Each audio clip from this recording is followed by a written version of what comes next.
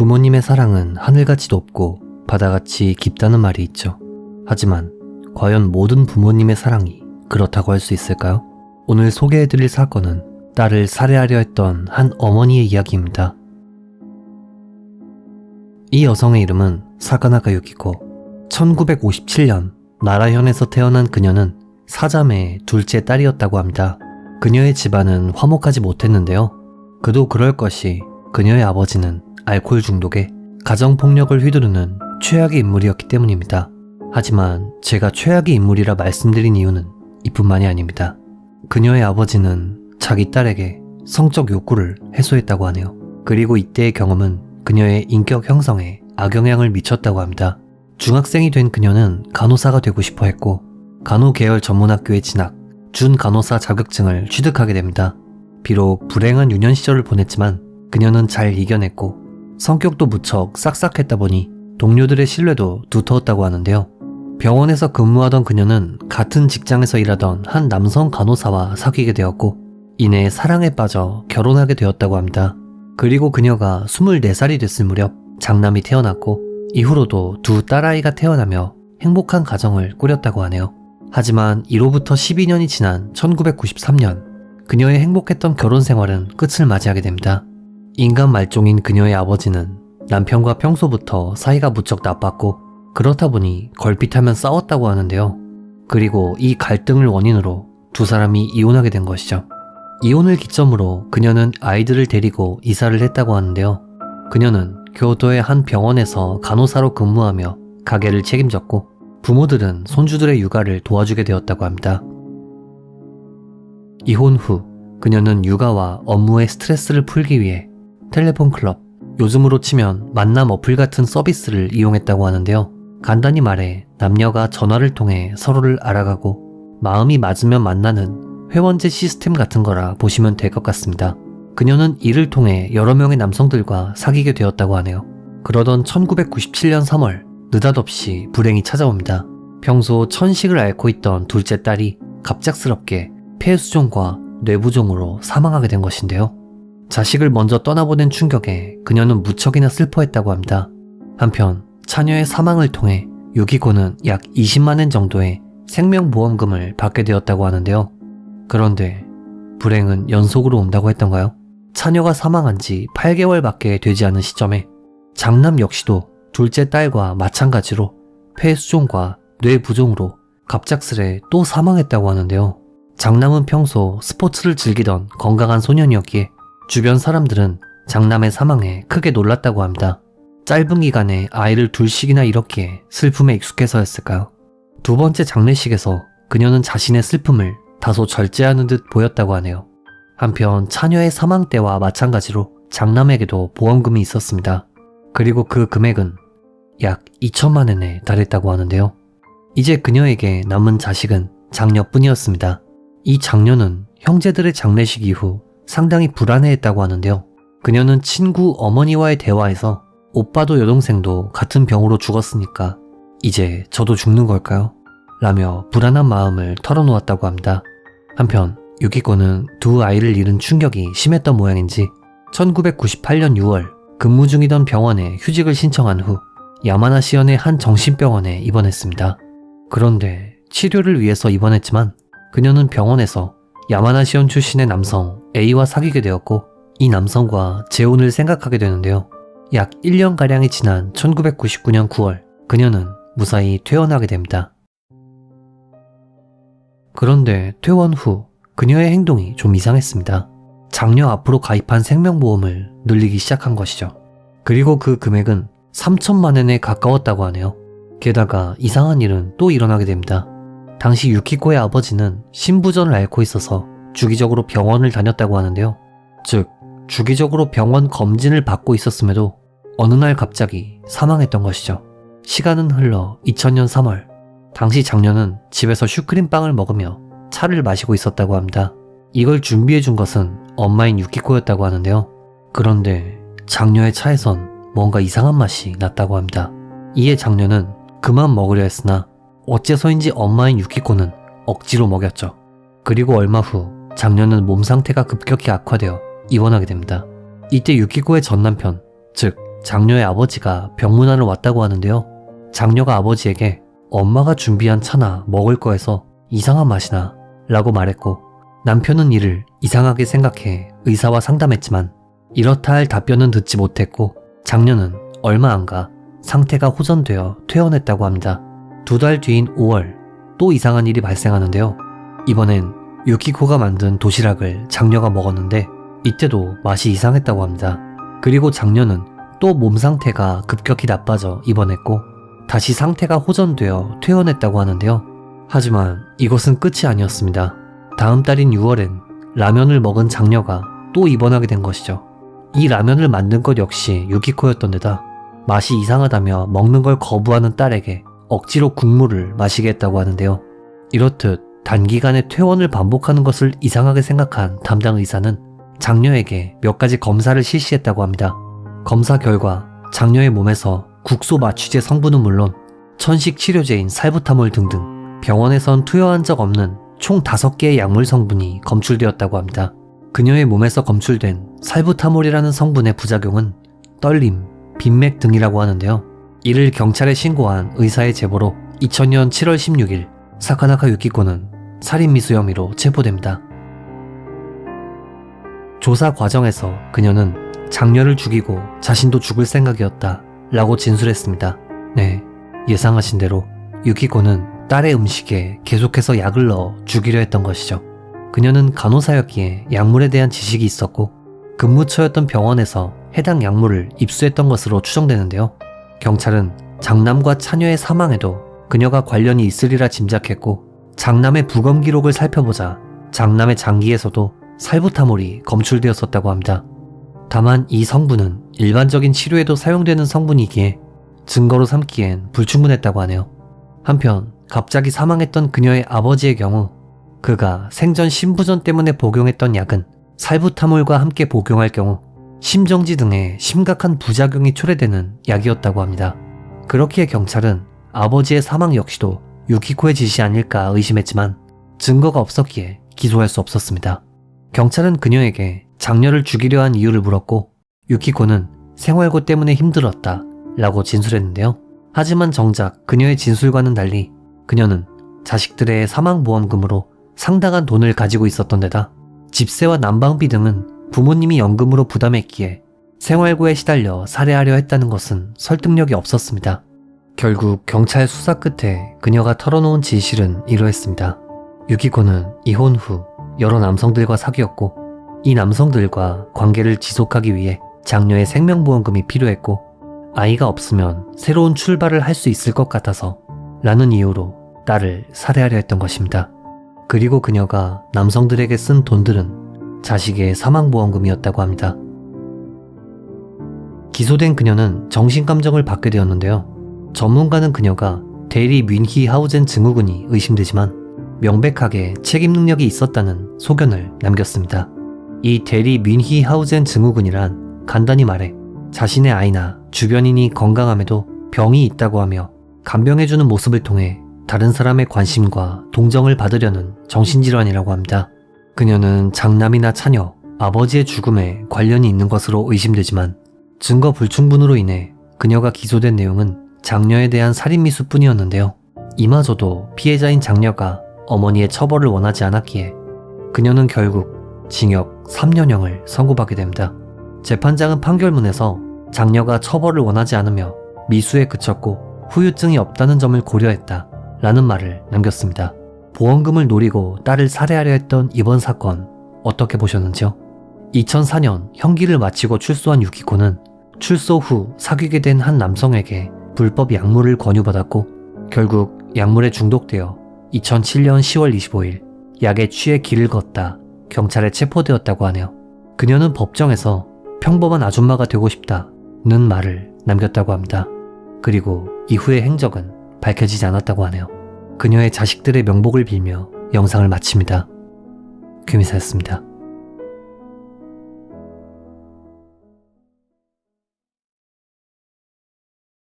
어쩌지? 아버지가 이야기를 들은 것 같은데 전부 가족한테 알려질 바엔 차라리. 정신적으로 상당히 불안해 보이는 한 남성이 무언가 중얼거리고 있습니다. 그는 대체 뭐 하는 사람인 걸까요?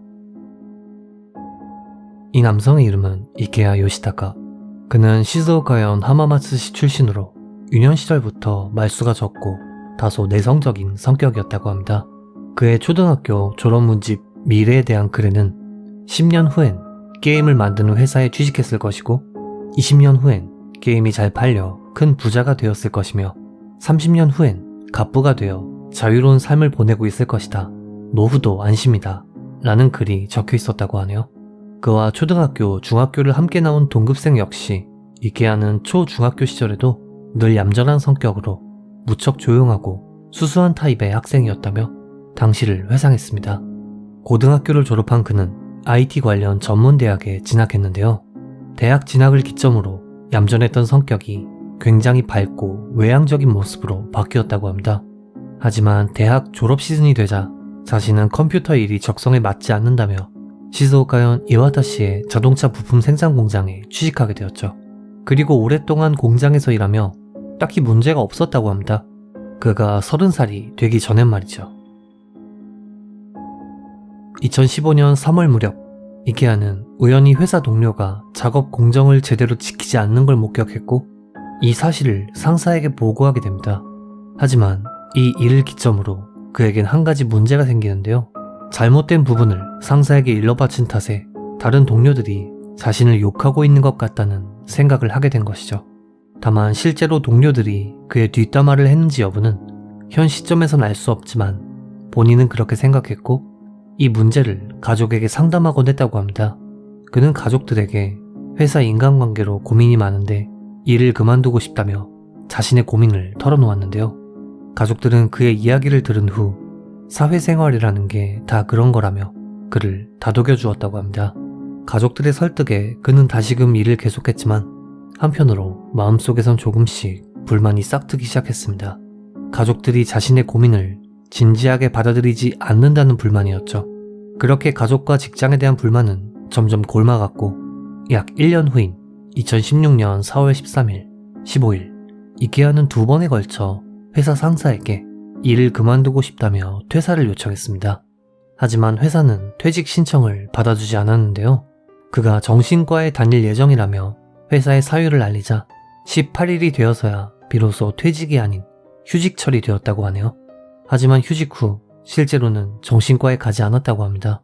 그의 정신 상태는 무척 불안정했고 회사 동료들이 자신을 험담하는 일을 가족들이 알 바엔 자신을 포함 가족 모두가 죽는 게 낫다고 생각하게 되었다고 하는데요. 결국 단순한 망상을 넘어 이를 실제로 옮길 계획을 세우게 됩니다. 2016년 4월 20일 그는 인터넷 쇼핑을 통해 서바이벌 라이플을 구매했습니다. 이 흉기는 무려 날길이 23cm에 달하는 물건이었다고 하는데요. 다음 날인 4월 21일 범행에 대한 그의 결심을 굳히는 계기가 생깁니다. 이는 아주 사소한 일이었는데요. 집에서 우연히 아버지와 마주쳤을 때 갑자기 아들이 튀어나오자 아버지는 놀란 표정을 지었고 이 놀란 표정을 본 이케야는 회사 상사가 아빠에게 내 험담을 했구나. 라는 망상에 빠져 이를 확신하게 되었다고 합니다. 말도 안 되는 이야기지만 망상장애를 앓게 되면 판단력에 큰 문제가 생기기 때문에 적어도 본인은 그렇게 생각한 모양입니다. 아무튼 앞서 말씀드렸듯 회사에서의 험담을 가족이 아는 것을 극도로 싫어했던 이케야는 이 일을 기점으로 가족을 모두 죽이고 자신 역시 세상을 뜨려는 결심을 하게 되었습니다. 그것도 아버지가 다른 가족들에게 자신의 이야기를 퍼뜨리기 전 되도록 빨리 말이죠. 사건 당일인 2016년 4월 22일 밤 12시 25분경 술집을 경영하던 아버지에게 한 통의 전화가 걸려옵니다. 전화를 건 사람은 아들인 이케야였는데요. 그가 전화를 건 이유는 부모님이 가게에 있는지 확인하기 위함이었습니다. 이 전화로 아버지, 어머니가 가게에서 일을 하고 있다는 걸 확인한 그는 할머니와 누나를 죽이기 위해 흉기를 들고 이동했습니다. 당시 할머니는 큰 방에서 누나는 2층에서 자고 있었는데요. 이 둘은 잠에 빠진 상태였기에 속수무책으로 당할 수밖에 없었고 결국 이케야에 의해 목숨을 잃게 되었습니다. 새벽 3시경 일을 마친 그의 부모님이 자택으로 귀가했습니다. 집에서 이런 참상이 있었는지도 모른 채 말이죠. 이케야는 부모님마저 살해할 생각으로 집안에 숨어 있었고 아버지가 다른 곳으로 간 사이 계단을 올라가던 어머니를 뒤에서 덮쳐 입을 막고 흉기를 휘둘렀습니다. 비록 입이 막혔지만 이때 어머니는 비명을 질렀고 이를 들은 아버지가 황급히 달려와 이케아와 대치하게 됩니다. 이케아는 아버지를 죽일 생각으로 흉기를 휘둘렀고 아버지는 부상을 입었지만 아들에게서 흉기를 빼앗는데 성공했습니다. 흉기를 빼앗긴 이케아는 주방으로 이동한 후 부엌칼을 꺼냈는데요. 이를 아버지에게 휘두른 것이 아닌 자신의 복부에 찔러 넣었습니다. 즉 스스로 목숨을 끊으려 했던 것이죠. 하지만 아팠던 탓인지 깊게 찌를 수 없었고 부상당한 아버지를 뒤로 한 채 자동차를 타고 도주했습니다. 이후 도주 중에도 죽기 위해 담배를 먹었다고 하는데요. 죽기 위해 담배를 먹었던 걸 보면 정말 제정신은 아니었던 모양입니다. 아무튼 부상을 입은 아버지는 겨우겨우 경찰에 신고했고 황급히 출동한 경찰은 집안의 참상을 보고 말을 이을 수 없었다고 합니다. 가족들은 즉시 병원으로 옮겨졌지만 이케아의 공격으로 인해 83세의 할머니, 32세의 누나, 62세의 어머니 3명 모두가 돌아올 수 없는 사람이 되어버렸습니다. 한편 차량으로 도주한 이케아는 집에서 다소 벗어난 곳에 자동차를 버린 후 피를 흘리며 도보로 도망쳤다고 하는데요. 시즈오카현 경찰은 이케아를 검거하기 위해 총 150명의 경찰을 동원해 지역을 수색했습니다. 당시 이케아의 모습은 여러 행인의 눈에 띄었고 하마마츠시의 한 편의점에 수상한 남성이 있다는 목격 정보를 토대로 사건 발생으로부터 약 4시간 후 이케아를 체포할 수 있었습니다. 조사 과정에서 이케아는 직장과 가족에 불만이 많았다고 진술했고 자신의 범죄를 전부 인정했다고 하네요. 한편 아버지는 겨드랑이 부위에 부상을 입었지만 전치 1개월 정도로 상대적으로 심한 상처는 아니었다고 합니다. 그의 범죄는 삽시간에 언론에 보도되었고 그의 동창생들은 이케아는 차분하고 조용한 성격이라 누군가를 공격할 만한 애가 아니었는데 어쩌다 이렇게 됐냐며 놀란 표정을 지었다고 하네요. 이케아는 결국 재판에 넘겨졌으며 재판의 쟁점은 그가 앓고 있던 망상장애와 책임 능력 여부였는데요. 검찰은 회사에서의 문제를 가족이 아는 것을 부끄럽게 생각했다는 이유만으로 가족을 살해한 후 아버지에게도 육체적, 정신적 피해를 입혔다며 그가 앓던 망상장애가 동기 형성이나 범행에 직접적인 영향은 없었으며 완전한 책임 능력이 있다고 주장했습니다. 한편 변호 측은 회사 내 인간관계 문제로 당시 심신미약 상태였으며 범행 역시 망상장애의 영향이 강했다며 징역 15년을 주장했습니다. 재판장은 망상장애가 사건에 직접적 영향이 없었다며 검찰의 손을 들어주는 한편 가족 3명의 목숨을 빼앗고 아버지에게도 부상을 입힌 데다 이 모두가 명백한 살해에 근거했지만 유족이자 피해자인 아버지가 엄벌을 원치 않는다는 점을 고려해 무기징역을 선고했습니다. 그런데 이케아는 이 판결이 마음에 안 들었는지 항소를 신청했는데요. 항소심에선 1심과는 다르게 그의 망상장애가 범죄에 크게 영향이 있었다는 점이 인정되어 무기징역을 파기 최종적으로 징역 25년 판결이 내려졌습니다. 사건 이후 언론과의 인터뷰에서 아버지는 일을 그만두고 싶다는 아들에게 스스로 결정하라고 대답했었다며 그때 좀 더 제대로 이야기를 들어줄 걸 그랬다는 후회의 말을 남겼다고 하네요. 이번 영상 어떻게 보셨는지요? 피해자분들의 명복을 빌며 영상을 마칩니다. 규미사였습니다.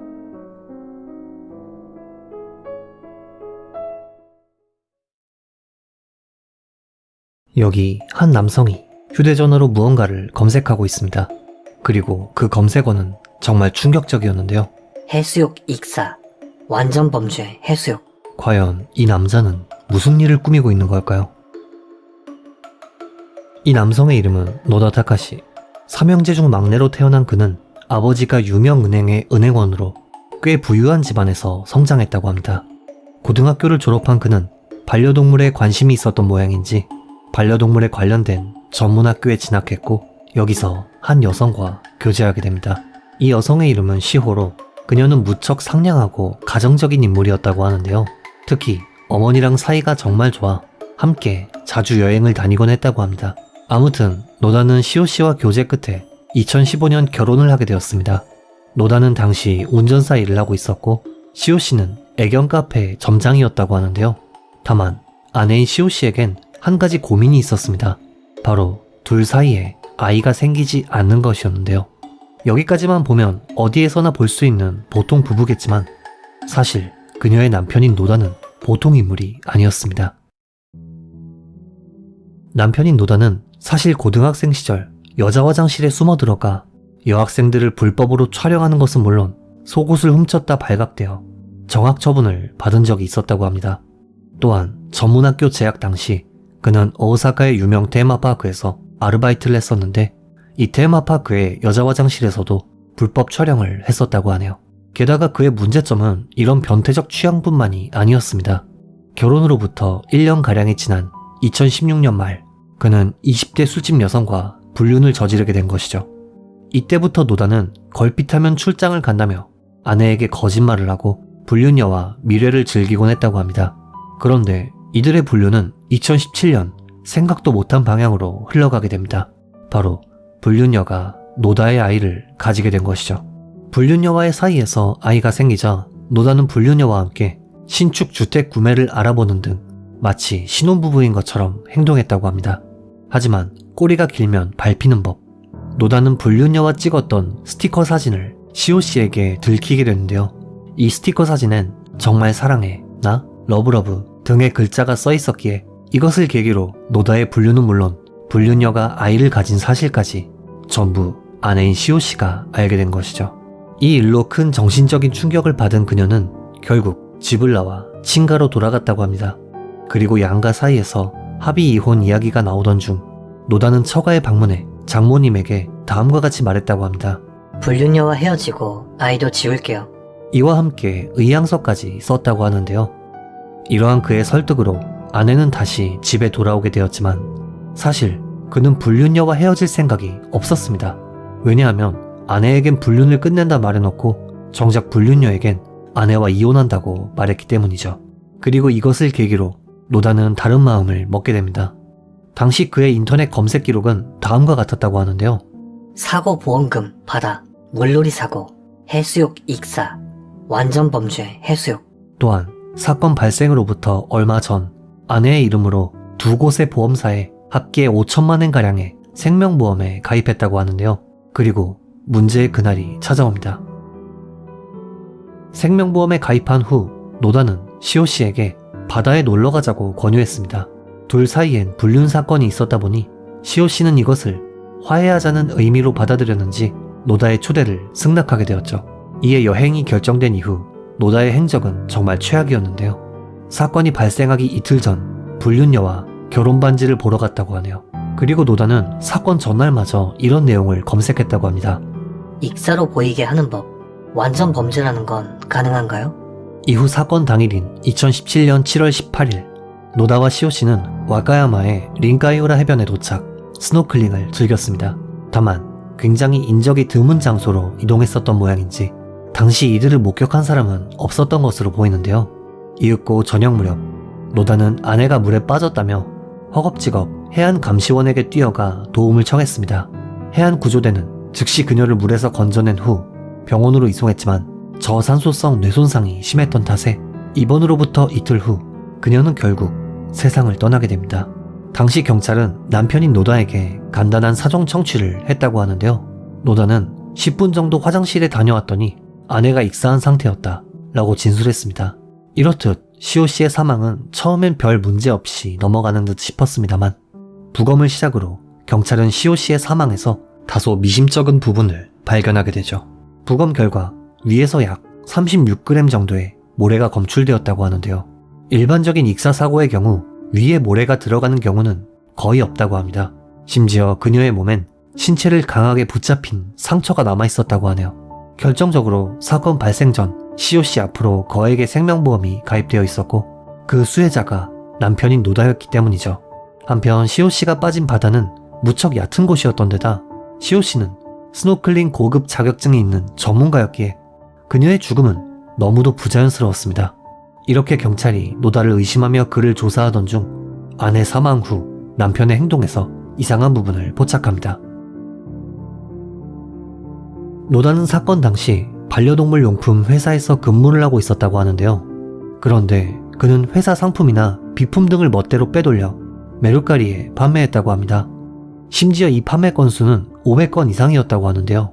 그가 판매한 것은 회사 물건뿐만이 아니었습니다. 무려 죽은 아내의 액세서리, 옷, 쓰던 향수까지도 전부 중고로 판매했던 것이죠. 게다가 전자레인지를 판매한다고 사진을 첨부했는데 사진 속 유리창에 노다와 불륜녀가 반사되어 찍혀 있었다고 합니다. 즉, 아내를 살해한 후 유품 정리를 불륜녀와 하는 것은 물론 모든 물건을 전부 팔아버렸던 것이죠. 이후 노다의 불륜녀는 사건으로부터 5개월 후인 12월 3일 노다의 아이를 출산했고, 당시 노다는 아내의 사망보험금 청구 절차를 밟고 있었다고 합니다. 한편 이때 경찰은 물밑에서 증거를 차곡차곡 모으기 시작했는데요. 아이가 태어나고 약 2주일 정도가 지났을 무렵 경찰은 노다를 긴급 체포했습니다.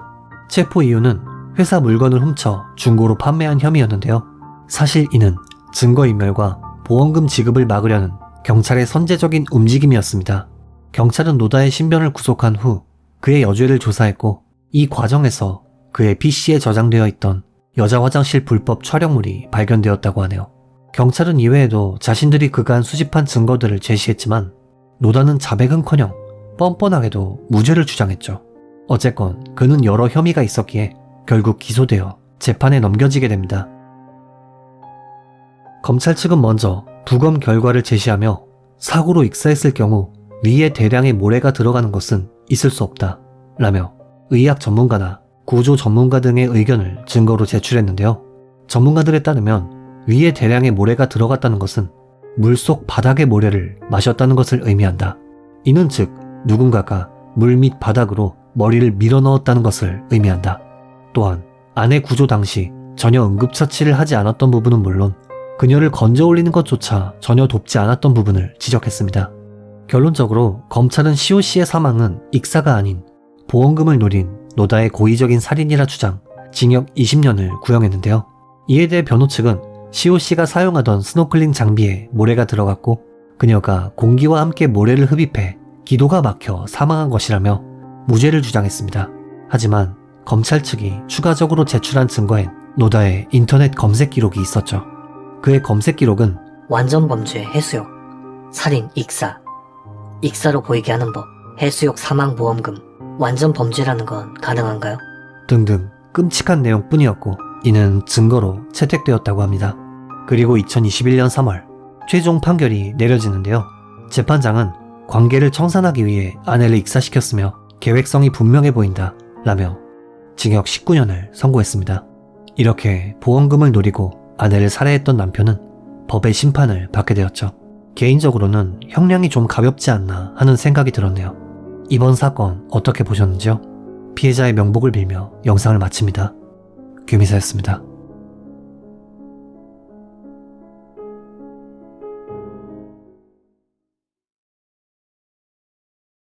(2020년 7월 16일) 밤 미야기현 나토리시의 자연공원. 방문객들이 바베큐용으로 사용할 수 있도록 설치된 화덕에서 갑자기 큰 불길이 치솟습니다. 불을 지핀 것은 20대 초반의 앳된 남성이었는데요. 이 남성은 누구길래 이런 한밤중에 혼자서 화덕에 불을 붙인 걸까요? 이 남성의 이름은 무라카미 하루토. 미야기현 센다이시에 살던 그는 위로 형이 한 명 있는 4인 가족이었는데요. 어머니는 예전부터 미용실을 경영했으며 솜씨는 물론 평판이 좋아서 점포를 3개나 가지고 있었을 정도라고 하네요. 이와 별개로 아버지 역시 수입이 좋았던 덕에 그는 물질적으로 부족함 없는 유년기를 보낼 수 있었습니다. 지인들에 따르면 무라카미는 머리가 좋았다고 하는데요. 초등학생 시절엔 원소 기호만 듣고도 무슨 물질인지 맞출 정도로 중학생 이상의 지식을 가지고 있어 유명했다고 하네요. 그는 굉장히 이성적이고 논리적인 성격이었던 데다 성적도 무척 우수했기에 현 내에서도 유명한 명문고에 진학했다고 합니다. 다만 중학교 시절엔 사춘기 때문이었는지 다소 가족과 사이가 나쁜 시기도 있었다고 하네요. 어쨌든 무사히 고등학교를 졸업한 그는 공업계열 전문대학에 진학했다고 합니다. 한편 무라카미의 어머니는 대단한 사람이었습니다. 그녀는 20년 전 뇌경색으로 쓰러진 적이 있었지만 끈기 있게 재활한 후 일에 복귀, 3개의 점포를 운영하는 동시에 미용사로 일하며 육아를 위해 심리학을 공부하는 것은 물론 대학에 갖는 아들의 도시락을 매일 싸줄 정도로 일과 가정에 열심이었다고 합니다. 이렇듯 이상적인 부모님 밑에서 부족한 것 없이 자란 무라카미는 말도 안 되는 일을 벌이게 되는데요. 2019년경 무라카미는 우연히 한 가지 취미에 빠지게 됩니다. 그것은 바로 온라인 게임이었는데요. 그는 게임에 돈을 쓰고 싶었지만 무직이었기에 그만한 돈이 없었습니다. 그렇기에 무라카미는 어머니의 계좌에서 몰래 돈을 빼내기 시작했죠. 바늘도둑이 소도둑된다고 이 행위는 몇 번이고 계속되었습니다. 이후 2020년 어느 날 어머니는 통장을 정리하다 큰 금액이 몇 번이나 빠져나간 것을 보고 아들에게 어디에 썼는지 다그쳤다고 하는데요. 무라카미는 게임에 돈을 썼다고 실토했고 어머니는 아들을 꾸짖었습니다. 그럼에도 그녀는 아들을 용서했는지 자신의 SNS에 아들의 머리카락을 직접 잘라주었다는 글을 올렸다고 하는데요. 아무리 나쁜 짓을 했어도 자식이라는 이유로 용서했던 걸지도 모르겠네요. 하지만 이 투고로부터 일주일 후인 2020년 7월 16일 무라카미는 또다시 어머니와 말싸움을 하고 있었습니다. 그가 또 어머니의 통장에서 돈을 출금, 게임에 썼기 때문이죠. 게임에 써봤자 얼마나 썼겠냐 하시는 분들이 계실지도 모르지만 그가 그간 게임에 부은 돈은 대략 300에서 500만엔 정도였다고 합니다. 한화로 대략 4, 5천만 원의 돈을 게임에 허비했으니 어머니가 화를 내는 것은 당연했죠. 말싸움 도중 설교를 참지 못한 무라카미는 어머니를 밀쳤다고 하는데요.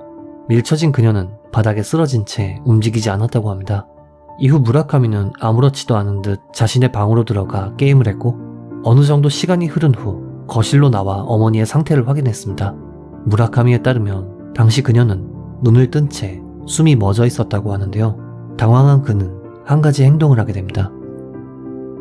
일반적으로 가족이 쓰러진다면 구급차를 부르는 것이 일반적이지만 무라카미는 경찰에 들키면 안 되겠다는 생각에 고민에 빠졌습니다.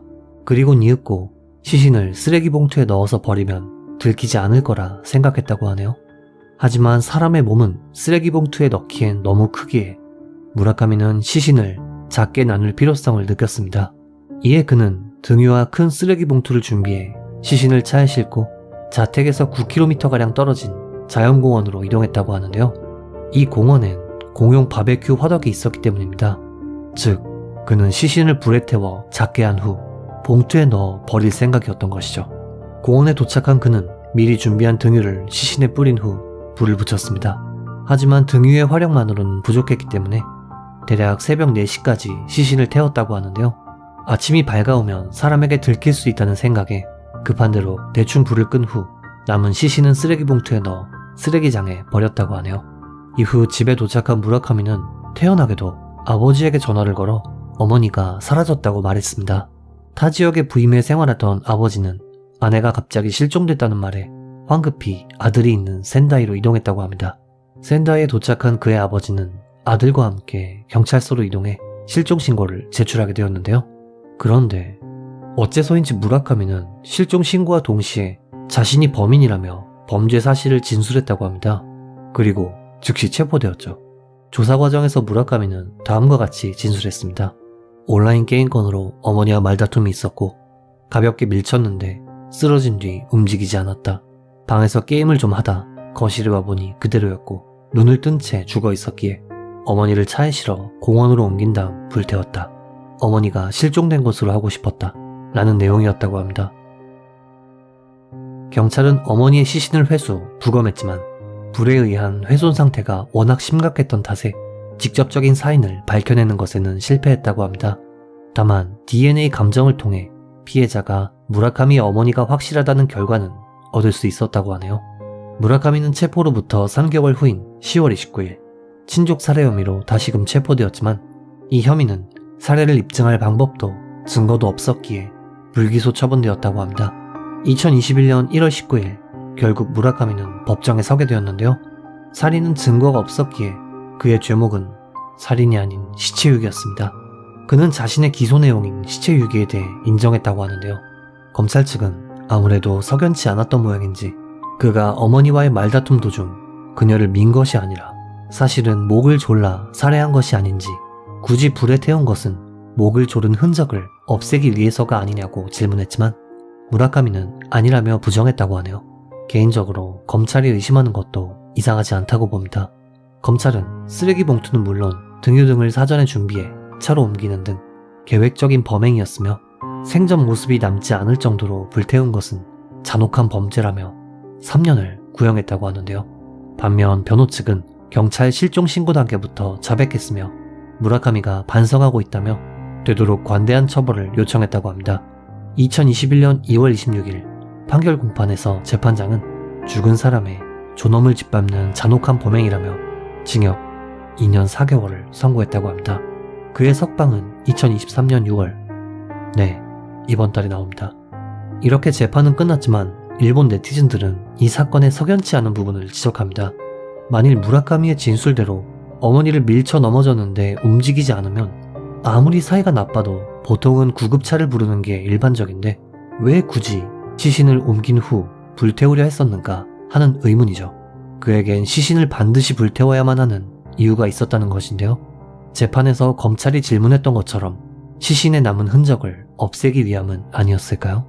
니이가타 세이료 대학 심리학 교수인 우스이 마후미 씨는 이 사건에 대해 일반적으로 시신을 태운다는 행위는 사인을 감추기 위해서다 라는 의견을 남겼다고 하네요.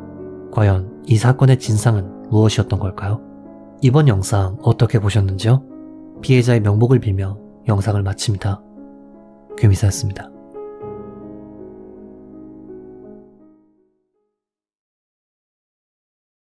(2021년 3월 15일) 오전 10시경 사이타마시의 한 저택에서 이 남성이 체포됩니다. 그의 이름은 가와사와 유토. 체포 이유는 무려 친족살인의 현행범이었죠. 그는 어쩌다가 경찰에 체포된 것일까요? 그의 집안은 맞벌이를 하시는 부모님과 본인, 그리고 동생까지 4인 가족이었는데요. 아버지는 가사를 자주 도와주었으며 자전거로 마트에 장을 보러 가는 모습이 인근 주민에게 목격되기도 하는 등 상당히 사이가 좋은 부부였다고 합니다. 한편 그의 어머니는 밝고 싹싹한 성격에 주위에서 평판도 좋았기에 동네 자치회의 반장을 맡던 인물이었다고 하네요. 이러한 가정에서 자란 카바사와는 유년 시절 딱히 문제를 일으키진 않았으며 주변 주민들과 인사도 잘 나누는 등 조용하고 어른스러운 성격이었다고 합니다. 학창 시절에는 친구들에게 카와짱이라는 별명으로 불리며 탁구부 활동을 하던 극히 평범한 학생이었다고 하는데요.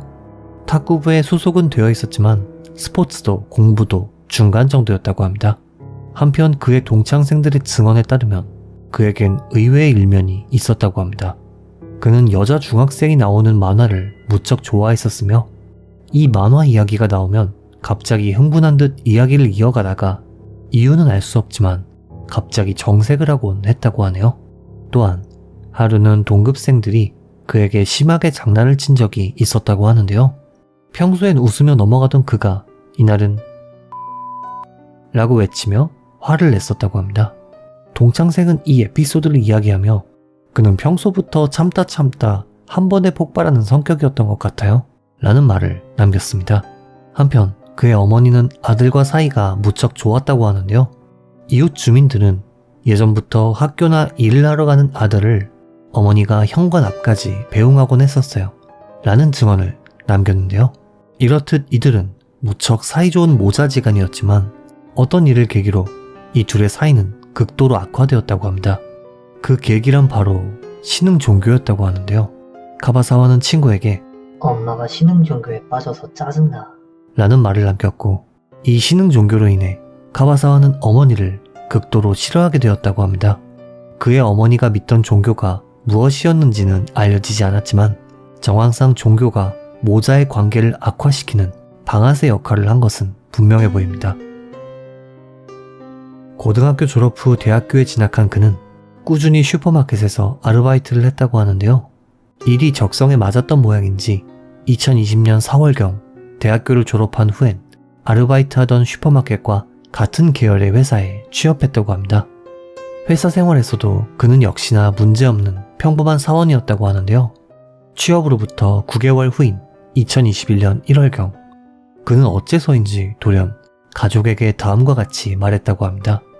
요새 일이 싫어졌어. 적성에 맞던 일이 왜 갑자기 싫어졌는지는 알 수 없으나 일설에 의하면 아르바이트생일 때와는 달리 막상 정직원이 되자 책임져야 하는 일이나 신경 써야 하는 일이 늘어서였다는 이야기가 있습니다.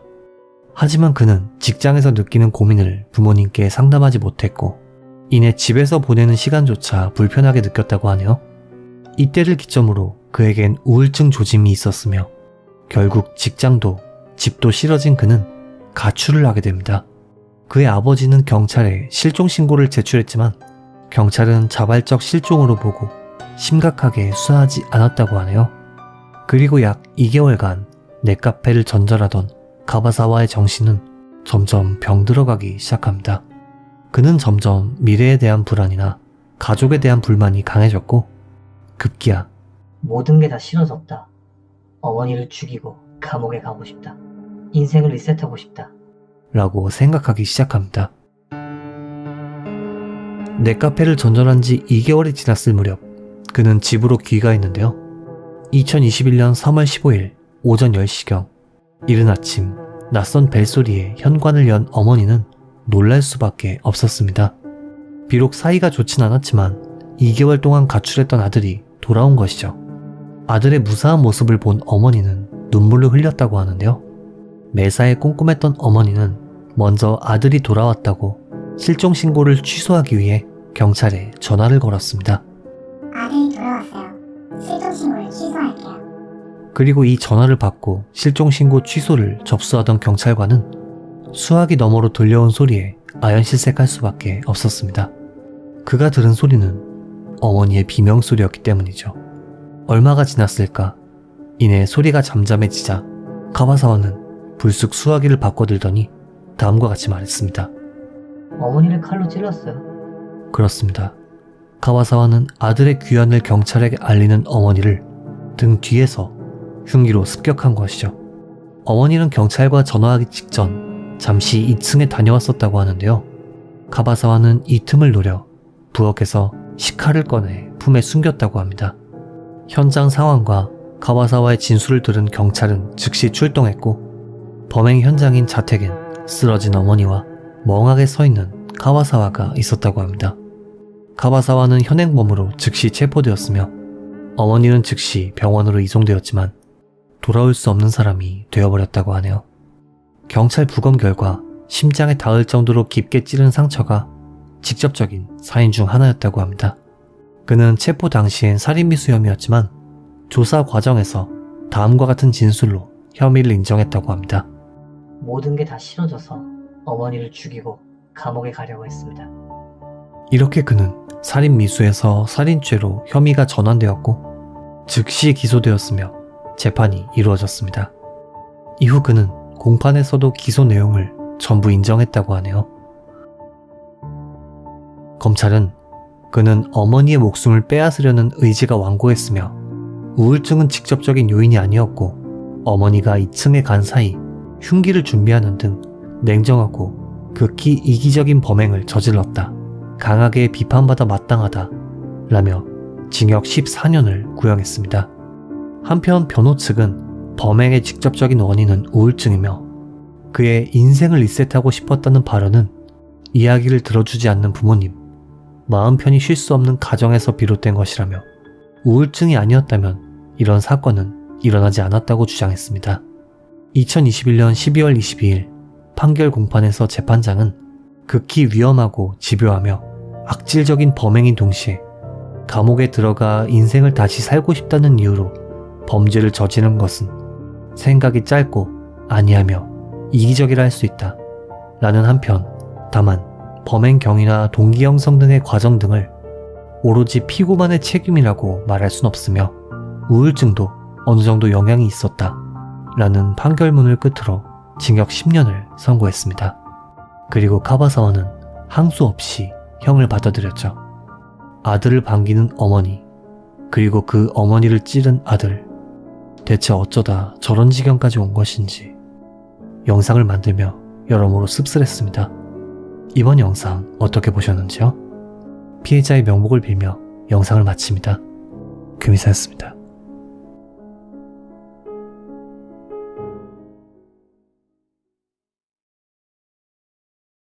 (2021년 4월 30일) 오후 2시 50분경 치와현 이치하라시에서 경찰에 한 통의 신고가 들어옵니다. 신고 내용은 아버지가 친척한테 찔렸어요 라는 내용이었는데요. 이에 즉시 경찰과 구급차가 현장으로 출동했고 가슴에서 피를 흘리고 있는 2명의 남성을 발견했습니다. 이 2명은 즉시 병원으로 옮겨졌고 다행히 1명은 목숨을 건졌지만 다른 1명은 상처가 깊고 출혈이 많았던 탓에 중태에 빠졌고 결국 사망하게 됩니다. 사망한 것은 무토 요시히로라는 남성이었고 살아남은 것은 그의 아들이었다고 하는데요. 생존한 아들의 증언은 다음과 같았습니다. 누군가 방문한 것 같아 밖으로 나가보니 사촌이 아버지를 칼로 찌르고 있었다. 즉시 사촌에게 달려들어 제압하려 했지만 결국 그가 휘두른 칼에 찔렸고 그는 돈가방을 들고 곧바로 도망쳤다. 아들이 범행 현장을 직접 목격했음은 물론 용의자와 사촌지간이었기에 경찰은 그의 신원을 확보, 즉시 수사에 돌입할 수 있었습니다. 이 사건의 용의자는 배관공 일을 하던 나이토 마사히로라는 남성이었습니다. 그가 살해한 무토씨는 숙모의 전남편으로 생존한 남성과는 사촌 관계였죠. 게다가 그는 피해자 가족과 굉장히 교류가 잦은 편이었다고 하는데요. 그렇다면 왜 나이토는 무토씨를 살해한 것일까요? 이 나이토 마사히로라는 사람은 치바현에 살던 평범한 배관공이었습니다. 다만 그는 근무 태도가 영 좋지 못했던 데다 무엇보다 가정이 있었음에도 자신이 만든 가정엔 전혀 관심이 없었다고 합니다. 그는 월급을 받으면 집에는 가져다 주지 않고 대부분을 도박이나 여성 종업원이 있는 고급 술집 등에 사용했다고 하는데요. 이렇게 돈 씀씀이가 해픈 인물이다 보니 제대로 된 저축을 할 리가 없었고 고급 술집에 돈을 낭비하기를 반복하던 그에게 남은 것이라곤 500만엔 이상의 빚뿐이었다고 하는데요. 그는 가족들에게조차 자신에게 빚이 있다는 사실을 비밀로 했다고 합니다.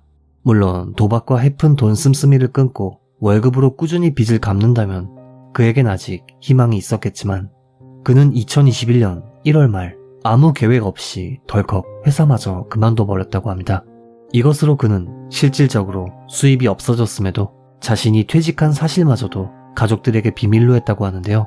점점 생활비에 공공해지자 여기서 나이토가 생각한 방법은 친척인 무토씨에게 부탁을 해보자. 였다고 합니다.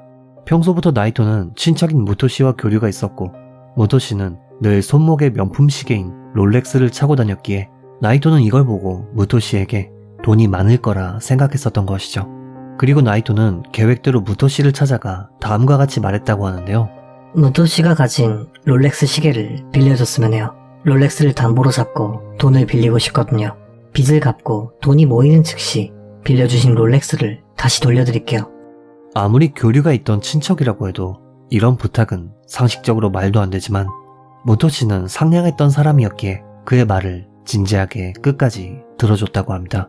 게다가 나이토에게 빚이 있다는 사실이나 회사를 그만둔 것은 전혀 몰랐기에 측은한 마음이 든 무토씨는 나이토에게 자신의 롤렉스 시계를 빌려줬습니다. 하지만 일은 여기서부터 꼬이기 시작하는데요. 2021년 3월 3일 친척의 명품 시계를 빌린 나이토는 그 즉시 전당포로 향했습니다. 그리고 전당포에서 시계를 담보로 잡는 것보다 중고로 팔아버리는 쪽이 더 돈이 된다는 이야기를 듣게 되었는데요. 그는 일말의 주저없이 나중에 돌려주기로 약속한 명품 시계를 멋대로 팔아버렸다고 합니다. 만일 담보로 잡았다면 훗날 돈을 지불한 후 되찾을 수 있었겠지만 아예 판매해버린 이상 다시는 되찾을 수 없게 되었던 것인데요. 즉 애초부터 돌려줄 생각 따윈 없었던 것으로 보입니다. 전 시계에 대해선 자세히 모르지만 무토씨가 가지고 있던 이 시계는 약 40에서 45만엔 정도의 물건으로 이 물건엔 사연이 있었다고 하는데요. 무토씨가 이런 명품 시계를 가지고 있던 이유는 사실 그가 부자라서 가지고 있던 것이 아니었다고 합니다. 곤란에 처한 친척에게 선뜻 시계를 빌려주는 것으로도 알 수 있지만 무토씨는 젊은 시절부터 평판이 좋고 무척 따뜻한 사람으로 회사에서도 그를 따르는 부하들이 정말 많았다고 합니다. 그리고 시간이 흘러 그가 회사에서 정년퇴직을 하게 되었을 때 많은 직원들이 그간 고생하셨다며 조금씩 돈을 모아 그에게 선물한 것이 바로 이 시계였던 것이죠. 즉 이 시계는 무토씨가 부자라서 가지고 있던 것이 아닌 후배들의 감사와 존경이 담긴 소중한 추억이자 기념품이었던 것입니다. 그는 이렇게 의미가 있는 소중한 물건이었음에도 친척인 나이토가 처한 처지가 굉장히 힘들어 보였기에 선뜻 자신의 시계를 내어주었던 것이죠. 하지만 나이토는 그런 건 안중에도 없는 인물이었기에 일말의 망설임도 없이 시계를 매각했고 판매 후 받은 금액은 약 38만엔 정도였다고 하는데요. 이 돈을 아무렇지도 않은 듯 그냥 생활비로 써버렸다고 합니다. 하지만 무직인 나이토는 평소 돈 씀씀이가 해뻤기에 시계를 팔아 받은 38만엔은 순식간에 사라졌습니다. 다시금 돈이 떨어진 나이토는 제대로 마음을 다잡고 일을 하기는커녕 이번엔 무토씨의 집에 숨어 들어가 돈이 될 만한 물건을 싹 훔쳐오자 라는 생각을 하게 됩니다. 그가 이렇게 생각한 이유는 평소 교류가 있었기에 집 구조를 잘 아는 것은 물론 비싼 시계를 차고 다녔기에 집에도 비싼 물건이 많을 거라 생각했기 때문인데요.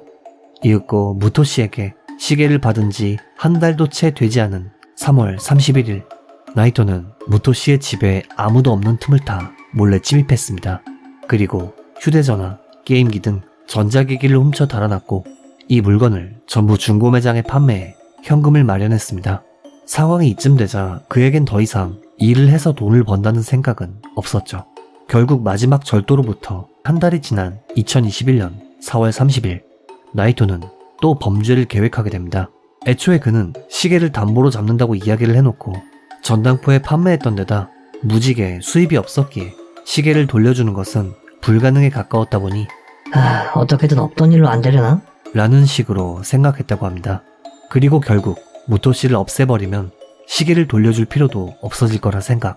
무토씨에게 빌린 시계를 돌려주겠다는 연락을 한 뒤 오후 2시 50분 치밀하게도 빈 상자를 들고 집에 방문했습니다.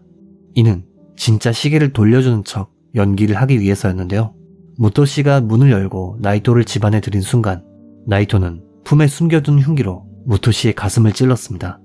그리고 우연히 이 범행 현장을 목격한 장남마저 공격했고 공격당한 장남은 피를 흘리며 정원으로 도망친 후 경찰에 신고했던 것이죠. 한편 나이토는 범행 후 약 20만엔이 들어있는 가방과 흉기를 챙겨 자동차로 현장에서 도주했습니다. 무토씨의 아들에 의해 나이토는 신원이 특정된 상태였기에 범행 당일 밤 나이토는 장남에 대한 살인미수 혐의로 시내에서 체포되었습니다.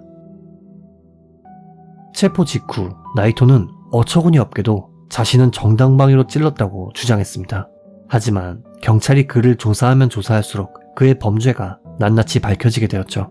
먼저 5월 22일엔 무토씨에게 빌린 손목시계를 멋대로 팔아버린 혐의로 횡령 혐의로 재체포되었고 6월 17일엔 무토씨의 집에서 휴대전화와 게임기를 훔친 혐의로 절도, 주거침입 혐의로 또다시 재체포되었으며 7월 15일엔 무토씨에 대한 강도살인 혐의로 또다시 재체포되었던 것이죠. 이렇듯 그를 조사하면 할수록 죄가 쏟아져 나왔기에 최종적으로 그의 죄목은 강도살인, 강도살인 미수, 횡령, 절도, 주거침입이었습니다. 은혜를 원수로 갚은 악질적인 범죄에 검찰 측이 무기징역을 구형한 것에 반해 변호 측은 나이토가 죄를 뉘우치고 있다. 그가 죽인 사람은 고작 한 명뿐이다. 이 살인마저도 계획성이 없었고 장남에 대한 살인 미수도 단지 우발적인 범행이었을 뿐이다. 라며 감형을 주장했습니다. 그리고 2022년 3월 23일 재판장은 피해자는 힘들어하는 범인을 걱정해 도움을 줬음에도 범인은 자기 중심적이고 비열한 범행으로 은혜를 원수로 갚았다. 라며 무기징역을 선고했습니다. 나이토는 최종 진술에서 남은 인생 전부를 걸고 죄값을 치르고 싶습니다. 라고 말했고 재판장 역시도 평생에 걸쳐 죄를 뉘우치도록 하십시오. 라는 말을 남겼지만 판결 이후 나이토는 곧바로 항소했다고 합니다. 하지만 항소는 기각되었고 이후 상고마저도 기각되어 2023년 2월 1일 그의 무기징역이 확정되었습니다. 은혜를 원수로 갚았던 이번 사건 어떻게 보셨는지요? 피해자의 명복을 빌며 영상을 마칩니다. 규미사였습니다.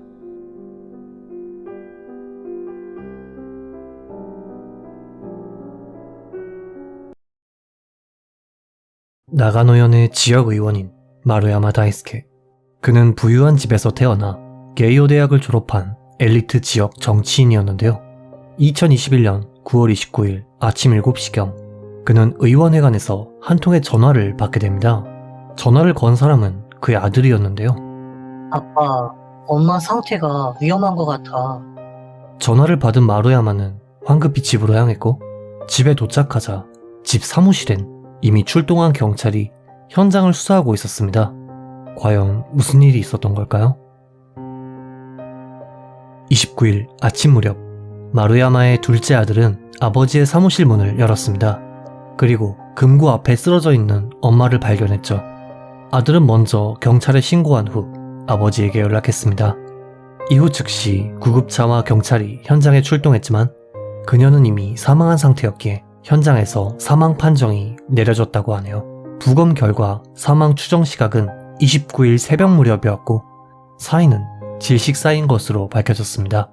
당시 시오지리시에는 빈집털이 범죄가 종종 있었던 데다 그녀가 금고 앞에서 발견된 점으로 볼 때 경찰은 그녀의 죽음이 절도 사건과 관련이 있을 것으로 보고 사건을 수사하기 시작했습니다.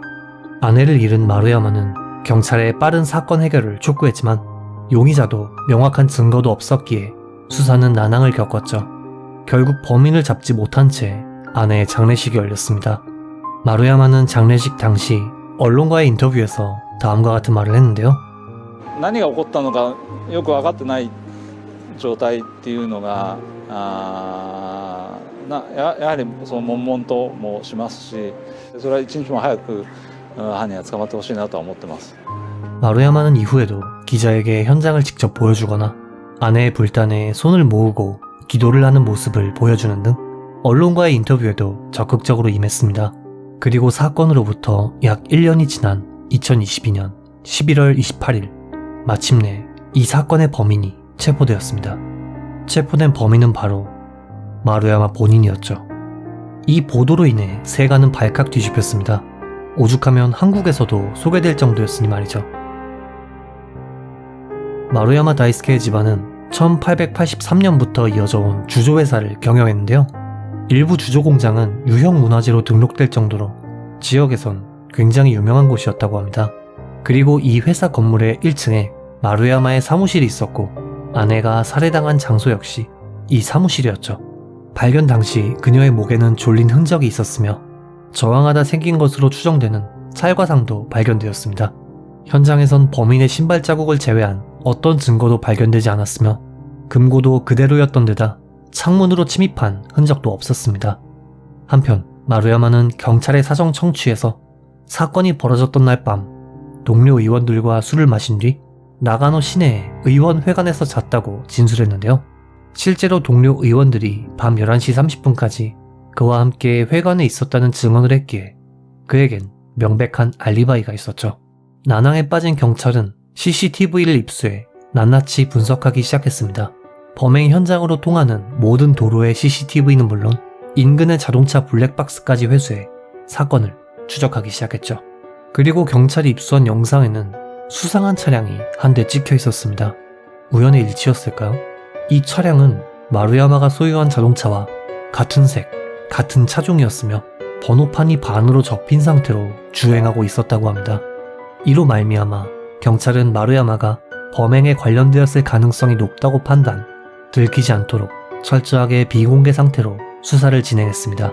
한편 마루야마는 경찰에 체포되기 한 달 전 언론과의 인터뷰에서 아들의 전화로 아내의 사망 사실을 알았어요. 빨리 범인이 잡혔으면 좋겠습니다. 범인이 어디선가 천벌을 받았으면 하는 바람입니다. 라는 등의 발언을 했다고 하네요. 경찰이 입수해 분석한 영상에는 한 가지 특이한 점이 있었는데요.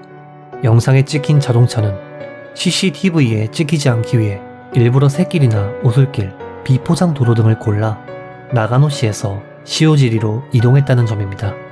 그렇기에 경찰은 2022년 10월 15일 비공개 수사였던 방침을 바꾸어 그의 신변을 구속한 후 자동차, 휴대전화 압수는 물론 자택과 의원회관까지 수사하기 시작했습니다.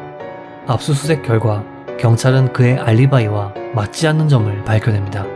만일 그가 증언대로 의원회관에서 잠들었다면 범행 당일 밤 주행 기록이 없어야 정상이지만 그의 자동차 주행 데이터와 내비게이션에 주행 기록이 남아있던 데다 사건 이후 이전에 타던 자동차를 중고로 판매했을 뿐더러 휴대전화는 물론 번호까지 바꿔 썼다고 하네요.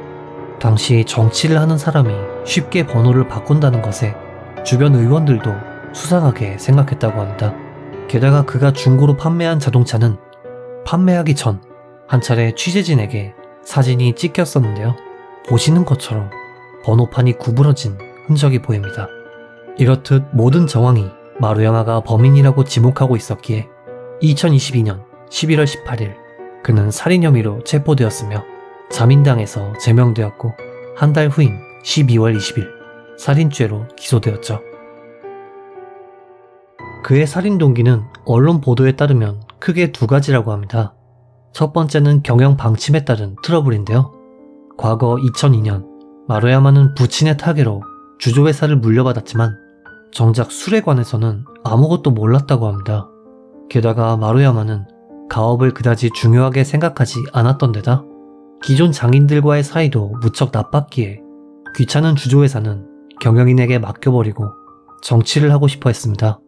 반면 그의 아내는 400년 이상의 역사를 가진 전통 칠기점의 딸로 경영이 힘들다면 돈을 빌려서라도 회사를 직접 운영해야 하고 전통을 지켜야 한다 생각했다고 합니다. 그렇기에 이러한 경영 방침에 대한 트러블이 결국 살인으로 이어졌다는 것이죠. 두 번째 이유는 마루야마 여성 편력입니다. 그는 범행 이전부터 여러 여성과 바람을 피우고 있었는데요. 정치인이 된 후에도 이 버릇을 버리지 못했다고 합니다. 사건 이후 불륜 상대 여성이 경찰의 참고인으로 출석해 이혼을 둘러싼 트러블이 있었다고 진술한 것으로 볼 때 이는 뜬소문이 아닌 확실한 정보로 추정됩니다. 현재 마루야마는 재판을 기다리고 있는 상태이며 아이들은 할머니가 맡아 기르는 상태라고 합니다. 저 개인적으로는 아이들이 너무 안타깝다는 생각이 듭니다. 사망한 어머니를 발견한 걸로도 모자라 양친이 곁에 없는 채로 유년기를 보내야 하니 말이죠. 물론 그것이 감형의 사유가 되어선 안 된다고 생각합니다. 한편 사건과 별개로 마루야마가 양성애자였다거나 실은 추가로 다른 사람을 죽였을지도 모른다는 소문이 있습니다만 개인적으로 조사해본 결과 이 소문의 명확한 근거는 없는 것으로 보입니다. 언론 인터뷰에서 하루빨리 범인이 잡혔으면 한다는 말을 해놓고 정작 자기가 범인이었던 이번 사건 어떻게 보셨는지요? 피해자의 명복을 빌며 영상을 마칩니다. 귀미사였습니다.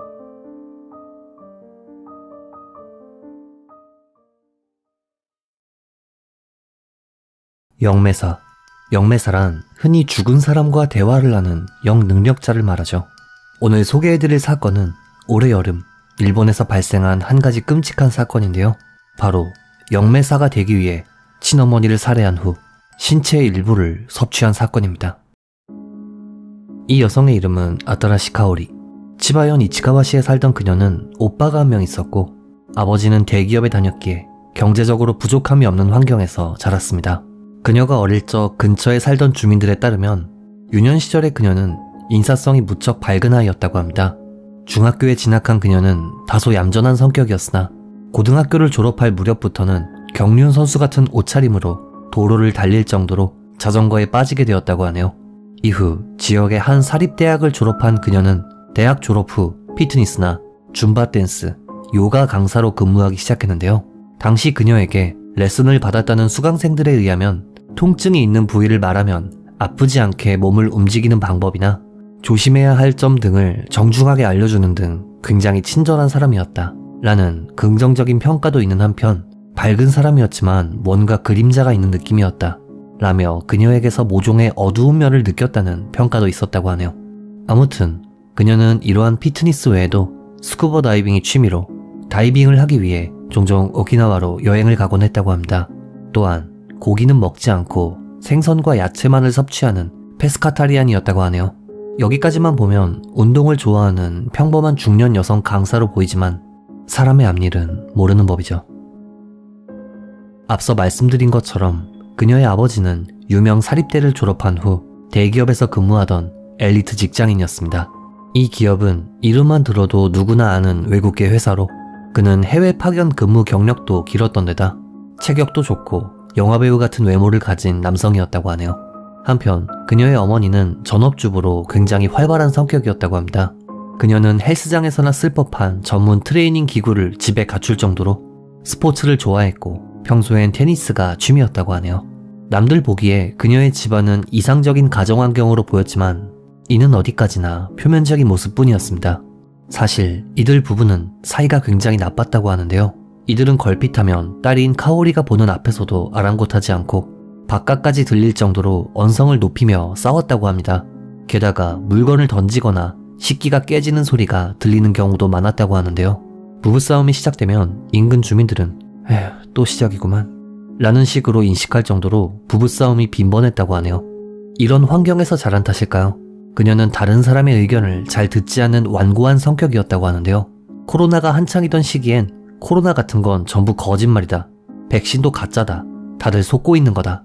라고 주위에 말하는 등 뉴스나 타인의 말을 믿지 않는 일면도 있었다고 하네요. 2012년에서 13년 무렵 카오리의 집안엔 여러 일들이 일어납니다. 이는 하나같이 좋지 않은 일들 뿐이었는데요. 시작은 결혼 후 따로 나가 살던 오빠의 이혼이었습니다. 당시 그녀의 오빠는 조카 2명을 데리고 친가로 돌아오게 되었다고 하는데요. 이때 아이들의 육아를 카오리가 대부분 맡았다고 하네요.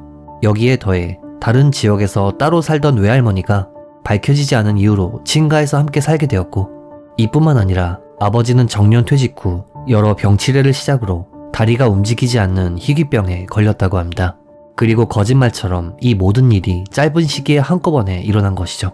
부모님과 함께 살던 그녀의 집은 하루아침에 7명이 사는 대가족이 되었습니다. 그러던 2015년 아버지는 한 맨션을 구매해 이사하기로 결정했고, 이때 치매에 걸린 외할머니는 요양원으로, 오빠와 조카들은 친가를 나와 따로 살게 되었다고 하네요.